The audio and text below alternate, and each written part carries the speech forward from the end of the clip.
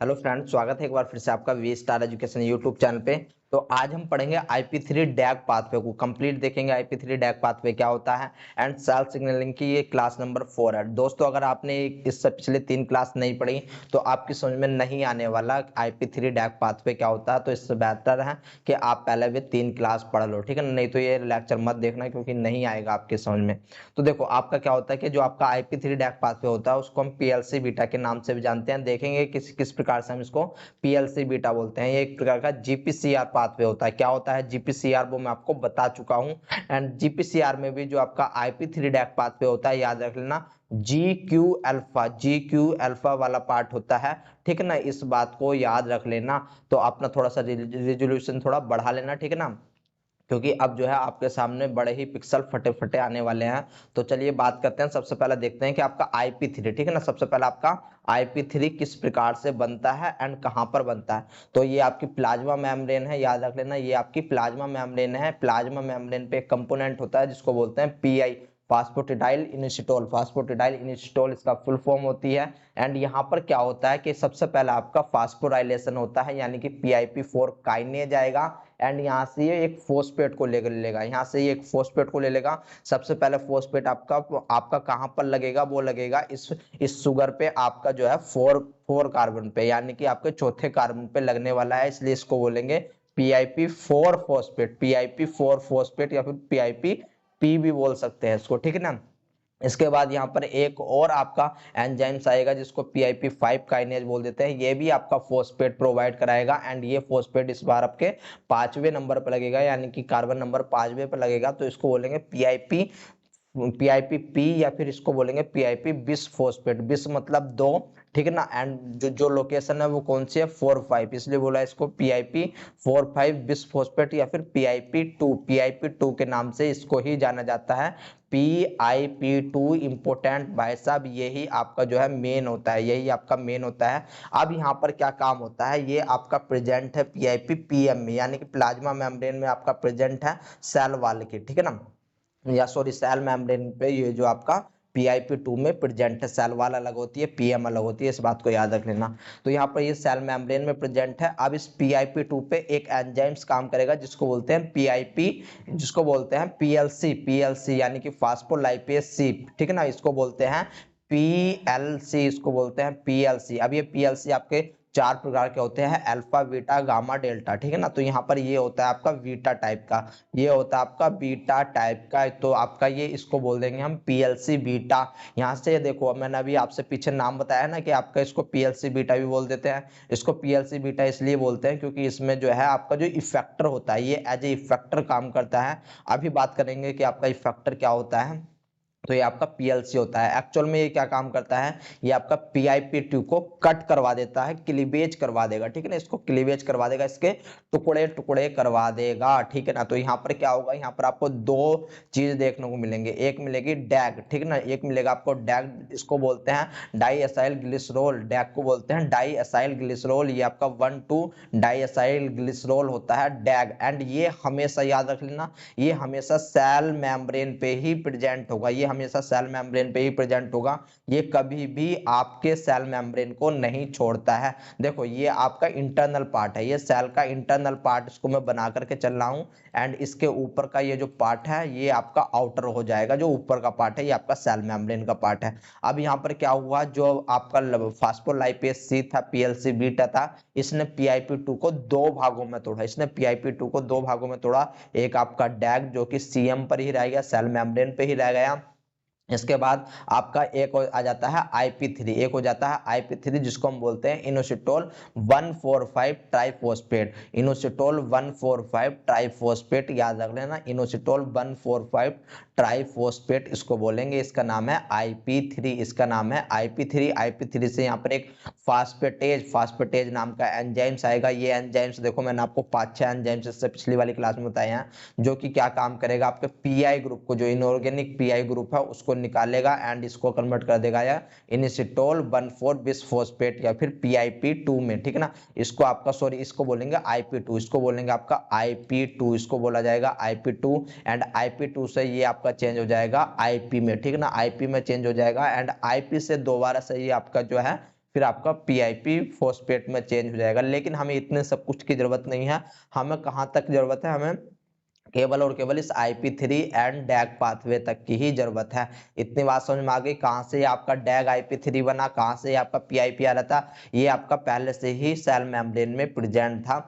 तो देखियो भाई साहब, हमने जो है ये सारी चीज, ये सारा का सारा पढ़ लिया है आपने पिछले लेक्चर में कि किस प्रकार से आपका लिगेंड आता था, रिसेप्टर पे अटैच होता था, इसको कंफर्मेशन चेंज दिलवाता था। जो आपका जी अल्फा था, याद रख लेना, जी अल्फा था वो GDP से चेंज होकर के GTP में चेंज होता था। जब GTP में चेंज होता था तब जाकर के वो आपका एक्टिवेटर की तरह एक्टिवेट को, यानी कि जो आपका इफेक्टर था उसको एक्टिवेट करता था। ये इफेक्टर जो होता है अब यही चेंज होता है, यही चेंज होता है हर पाथवे के अंदर GPCR के। देखो यहाँ पर आपका जो ये एक्टिवेटर है एक्चुअल में ये आपका PLC बीटा है, ये आपका PLC बीटा है, इस बात को याद रख लेना। ये आपका इफेक्टर है एंड ये PLC बीटा क्या कर रहा है, ये आपके PIP, ये आपके जो है PIP3 देखो, चलिए मैं आपको इसको डायग्रामेटिक रिप्रेजेंटेशन से दिखा देता हूं।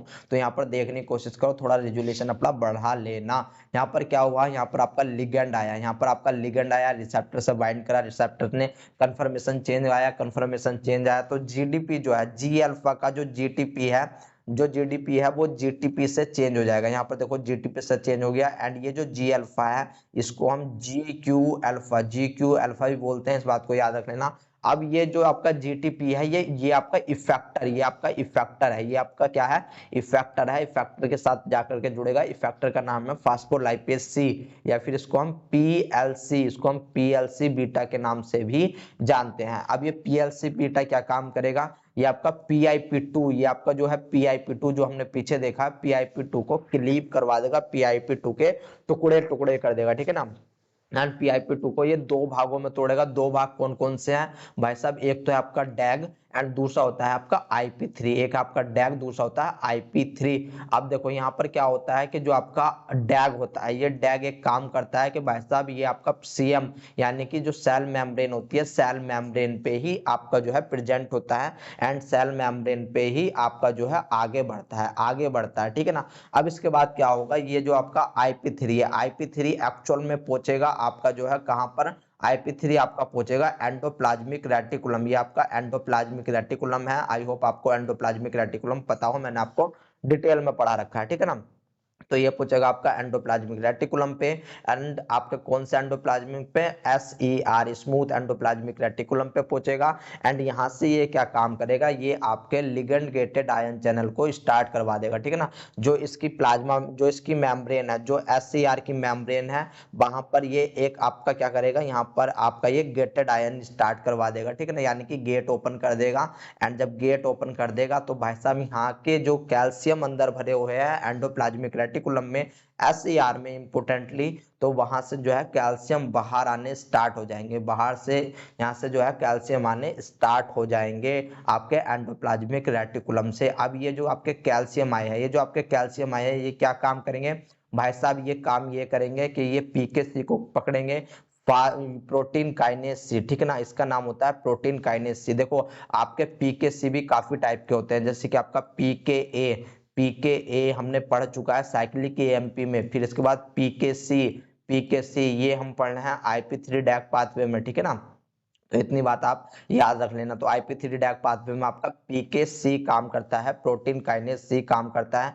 यहाँ पर अब ये क्या होगा, इस PKC को एक्टिव होने के लिए, इस PKC को एक्टिव होने के लिए वहां पर भी आपको 4 साइक्लिक AMP, वहां पर आपको 4 साइक्लिक AMP की जरूरत पड़ रही थी, जो हमने साइक्लिक AMP वाला पाथवे देखा था। लेकिन यहाँ पर आपको 4 याद रख लेना, 4 कैल्शियम की जरूरत पड़ेगी। यहाँ पर आपको 4 कैल्शियम की जरूरत पड़ने वाली है। 4 कैल्शियम इस PKC से आकर के जुड़ेंगे एंड PKC से जुड़ने के बाद इसको ले जाएंगे सेल मेम्ब्रेन पे, इसको ले जाएंगे सेल मेम्ब्रेन पे। सेल मेम्ब्रेन में अब क्या होगा कि भाई साहब सेल मेम्ब्रेन पे जाकर के इसको जो डैग है, जो डैग है इसके लिए एज ए एक्टिवेटर का काम करेगा।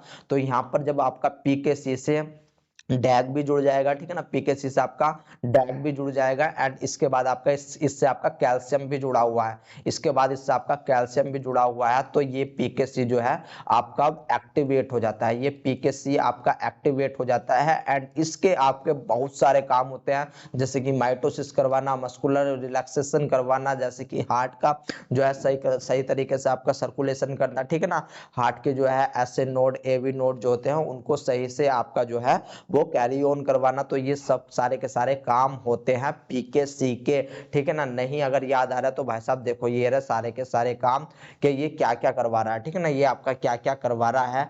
तो ये सारे के सारे काम है, इनको एक बार पढ़ लेना। अब देखो यहाँ पर क्या होता है कि ये जो आपका कैल्शियम रिलीज हुआ है, ये जो आपका कैल्शियम रिलीज हुआ है, ये केवल पीकेसी से ही काम, पीकेसी से ही मिलकर के काम नहीं करता, बल्कि ये अदर प्रोटीन से मिलकर के, ठीक ना, अदर प्रोटीन से मिलकर के आपका क्या काम करता है कि भाई साहब ये बना लेता है एक फॉर्म जिसको हम बोलते हैं कालमोड्यूलिन, जिसको हम बोलते हैं कालमोड्यूलिन। कालमोड्यूलिन क्या होगा, कालमोड्यूलिन बनाने के लिए आपका जो है प्रोटीन के ऊपर याद रख लेना चार चार आपके जो है यहाँ पर क्या लगेंगे, चार आपके लगने वाले हैं कैल्शियम, चार कैल्शियम लगेंगे। जब आपके चार कैल्शियम लगेंगे तो ये स्ट्रक्चर हो जाएगी आपकी कालमोड्यूलिन की। एंड जो आपका कालमोड्यूलिन होता है याद रख लेना ये इंट्रासेलुलर रिसेप्टर की तरह काम करता है। ये आपका किसकी तरह काम करेगा, ये आपका इंट्रासेलुलर रिसेप्टर की तरह काम करता है, ठीक है ना।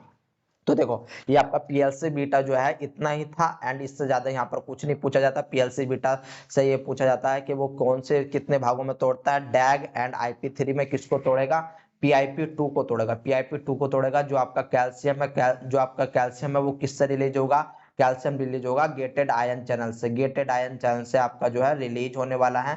एंड जो आपका आईपी3 है वो इसको रिलीज करवाएगा, ठीक है ना। कहाँ से रिलीज होता है, एसईआर से आपका जो है रिलीज होता है। पीकेसी किससे आपका एक्टिवेट होता है, तो पीकेसी को एक्टिवेट होने के लिए कैल्शियम प्लस डैग दोनों की रिक्वायरमेंट होती है, डैग प्लस कैल्शियम दोनों की रिक्वायर्ड होती है, ठीक है ना। इतनी बात आप याद रख लेना। देखो ये इसके सारे के सारे पाथवे लिखे आपके जो है स्टेप लिखे हुए हैं, इनको पढ़ लेना, ठीक है ना।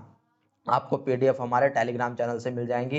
फिर इसके बाद कैल्शियम कार्बोनिल आता है। कैल्शियम कार्बोनिल एक्चुअली में आपका क्या काम करता है कि ये एज ए इंट्रासेलुलर रिसेप्टर की तरह काम करता है, इंट्रासेलुलर रिसेप्टर की तरह काम करता है। ये आपका जो है प्रोटीन के साथ मिलकर के, प्रोटीन के साथ मिलकर के आपका क्या होगा कि देखो भाई साहब मान लो ये आपकी कोई प्रोटीन है, प्रोटीन पे अगर इस पे 4 कैल्शियम आकर के जुड़ जाए, इस पे अगर आपके 4 कैल्शियम आकर के जुड़ जाए तो अब हम इसको कार्बोनिल कहेंगे। It bind up 4 calcium ion and act as an important intracellular receptor for regulatory calcium signal, ठीक है ना। तो आपको ये बात याद रखनी है, रेगुलेटरी कैल्शियम सिग्नल के लिए इंट्रासेलुलर रिसेप्टर की तरह काम करता है, ठीक है ना। इसके बाद जो इसका एग्जांपल है वो है कैल्शियम कार्बोनिल डिपेंडेंट काइनेज यानी कि कैम काइनेज। ये मैं आपको पढ़ा चुका हूँ, मैं आपको सेल बायोलॉजी में पढ़ा चुका हूँ, ठीक है ना। इसके बाद आपका कैम काइनेज सेकंड जो कि हम आगे पढ़ने वाले हैं। तो गाइज ये था आपके लिए, ये था आपके लिए आईपी3 पाथवे या फिर डैग पाथवे या फिर पीएलसी बीटा पाथवे, ठीक ना, इसी को बोलते हैं। एंड ये आपका एक जीपीसीआर का उदाहरण है। देखो यहाँ पर लिखा हुआ है जब आपका कैल्शियम इंक्रीज होगा तो क्या होने वाला है, ठीक है ना। जब आपका कैल्शियम इंक्रीज होगा तो आपका क्या होने वाला है, ये चीज याद कर लेना, इन चीजों को देख लेना। आपको पीडीएफ हमारे टेलीग्राम चैनल से मिल जाएगी। तो मिलता हूं दोस्तों मैं आपसे कोलेरा टॉक्सिन के लिए, इंपोर्टेंट रहेगा आपके लिए, वो भी आपका 2-3 मिनट का ही टॉपिक है, उसको भी आप पढ़ोगे तो आपकी याद इजीली हो जाएगा, ठीक है ना। तो चलिए आइए मिलता हूं दूसरी क्लास में, तब तक के लिए दोस्तों टाटा एंड बाय बाय।